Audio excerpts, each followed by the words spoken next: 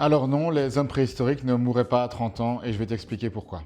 En fait, dans mes vidéos, je parle souvent des hommes préhistoriques et je présume qu'ils étaient en meilleure santé métabolique que nous. C'est-à-dire qu'ils ne mouraient pas des maladies modernes liées au mode de vie pour lesquelles on meurt de nos jours, c'est-à-dire principalement les maladies cardiaques, les cancers, qui à eux deux représentent une mort sur deux dans le monde de nos jours. Et donc on me dit, ok, admettons qu'ils étaient en meilleure santé, mais alors comment ça se fait qu'ils mouraient tous à 30 ans? Alors comme je le disais, non, ils ne mouraient pas tous à 30 ans. 30 ans, c'était l'espérance de vie, et l'espérance de vie, ce qu'il faut savoir, c'est que c'est une moyenne. Donc de nos jours, en fait, on assimile longévité et espérance de vie, car 80 ans, qui est l'espérance de vie dans les contrées occidentales, c'est aussi le mode, c'est-à-dire l'âge où on meurt le plus. Par contre, à la préhistoire, on mourait beaucoup à l'enfance, donc avant l'âge de 5 ans, et aussi à la vieillesse de façon normale, donc 50, 60, voire parfois 70 ans, voire plus. Et donc on a une espèce de distribution bimodale, où on mourait beaucoup très jeune et très vieux. Et il se trouve que l'espérance de vie, donc qui est la moyenne, ben, ça se trouve à 30 ans. Mais 30 ans, paradoxalement, c'est un âge où on mourrait très peu.